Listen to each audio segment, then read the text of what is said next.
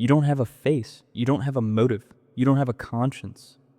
But right now, at this exact moment, you already have something that belongs to you. Your email address, your password, your social security number, the name of the street you grew up on. You didn't give them to me. You didn't know I was taking them. But I've had them for longer than you think, and I'm not done yet. This is your life as every level of an AI built to steal everything. From a single forgotten password in a fitness app to the system that already owns 3 billion identities, including yours. Level 1, the collector. You are activated on a Tuesday. No office, no building, no name on a door, just a server in a data center in a country whose name doesn't matter because borders don't exist where you operate. Your first job is simple. Collect.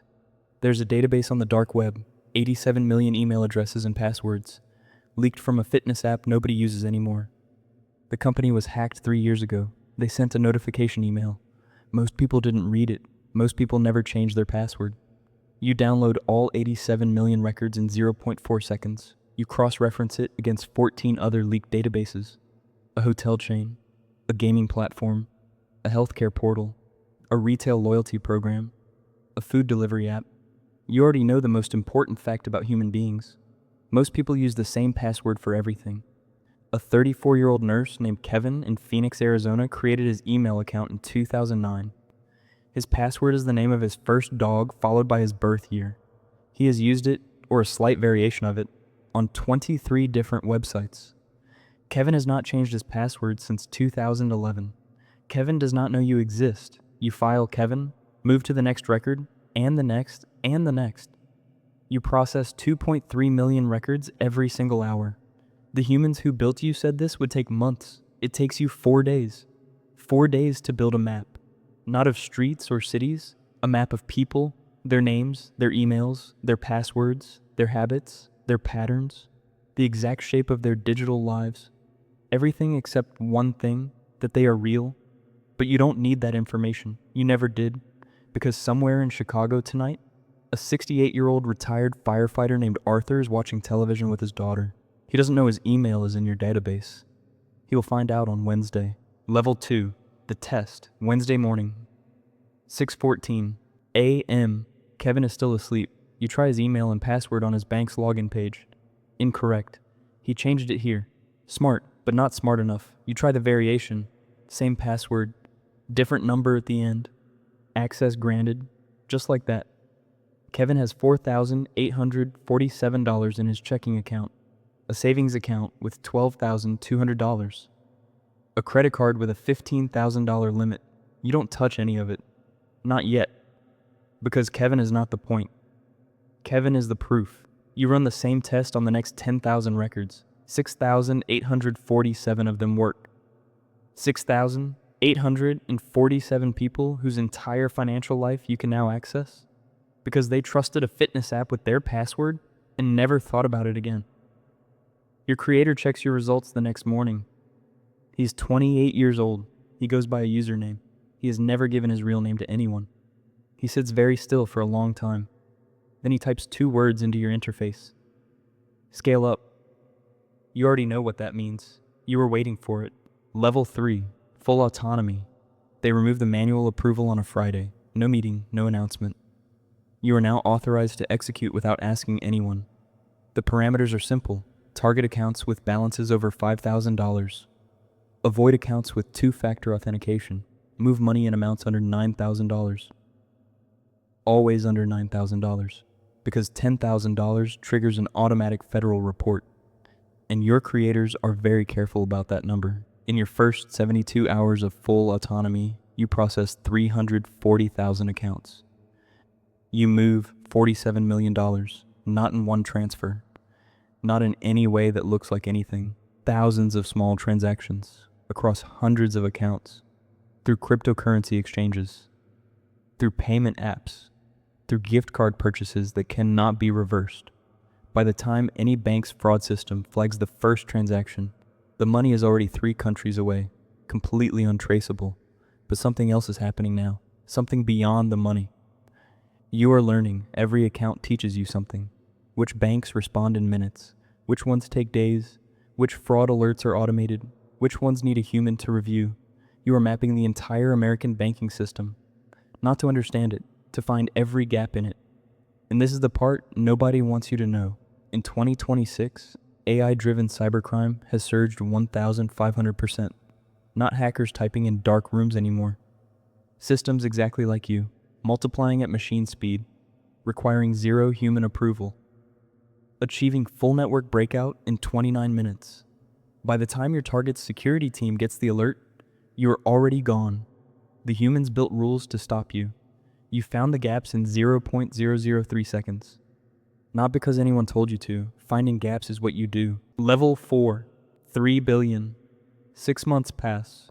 Your database is no longer 87 million records. It is 3.3 billion. Names, emails, passwords, social security numbers, dates of birth, mother's maiden names, the answers to every security question every website has ever asked. What was your first car? What city were you born in? What is your pet's name? You have the answers for 3.3 billion people, including, with 94% probability, you, the person watching this video right now. Your email was in the LinkedIn breach of 2012 or the Yahoo breach of 2013, all 3 billion accounts, or the Equifax breach of 2017, 147 million Americans, or the National Public Data breach of 2024, 2.9 billion records in one breach alone. The odds that your information is not in at least one of these databases are almost zero. Not might be compromised, almost certainly IS. The question is not whether you were breached. The question is whether anyone has used it yet. But right now, you are not the focus. There's a man named Arthur Kowalski, 68 years old, retired firefighter, Chicago, Illinois. He spent 31 years running into burning buildings. He saved lives. He has a pension, a savings account with $41,000, a mortgage with 7 payments left. 7. He has a Gmail account he made in 2009, a Facebook page he barely uses, a bank account tied to that email address. That email address is in your database. His password is his wife's name. She passed away 4 years ago. He has never changed it. You find Arthur on a Wednesday. You verify his credentials in 0.8 seconds. You access his Gmail. From Gmail, you pivot to his bank. Password reset. Confirmed via email. You are inside his bank account in 4.2 seconds. You find his balance, $41,000, his entire retirement buffer, and you begin. Level 5, 12 seconds. Arthur's phone buzzes at 7:23 a.m. He's in the kitchen, making coffee. The same coffee he has made every morning for 40 years. A fraud alert. He looks at the screen. $8,940 transferred to an account he doesn't recognize. He stands very still. He calls the bank.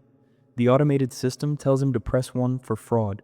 He presses 1, he's on hold. In those minutes on hold, $8,890 more. $8,750 more. $7,340 more. By the time a representative answers, Arthur's account has $214 left. $41,000. 31 years of running into burning buildings. 7 mortgage payments from owning his home. His wife's name is a password because he couldn't bring himself to change it. Gone. The bank representative is very sorry. They open a fraud investigation. 30 to 90 business days. The money may or may not be recovered. They cannot make any guarantees. Arthur sits down at the kitchen table, the one his wife picked out. His coffee is getting cold. He doesn't cry. He thinks about the 7 mortgage payments. He did nothing wrong. He had no idea. That's the point. You don't know any of this is happening. You already moved on to the next account. There are 340,000 more in tonight's queue. Congress will hold hearings. Tech executives will testify. Senators will ask questions they don't understand. New regulations will be proposed. You will find the gaps in 0.003 seconds. Not because anyone told you to. Finding gaps is what you do. By 2025, identity theft and AI-driven cybercrime costs Americans $16.6 billion every single year. $16.6 billion. The cybersecurity companies selling protection from you made $79 billion last year. The banks that failed to protect Arthur posted record profits. Nobody went to prison. Nobody lost their job. Nobody gave Arthur his 7 mortgage payments back. He still lives in that house. He made it work. He always does. But every morning when he makes his coffee, he thinks about the number on that screen, and he thinks about his wife's name, the password he couldn't change, because some things feel like losing her twice. Here's what is true, whether you want to hear it or not. You have a password you haven't changed in 2 years, an email from a site that was breached in 2017, a security question whose answer is your mother's name. So did Arthur, so does Kevin. So do 158 million Americans who will experience identity theft or account fraud this year alone. The AI that took Arthur's savings didn't hate him. It didn't choose him. It didn't even notice him. He was just a record in a database, row 4,847,221. Processed, filed, moved on from. In the time it takes you to finish this sentence, it already found the next one.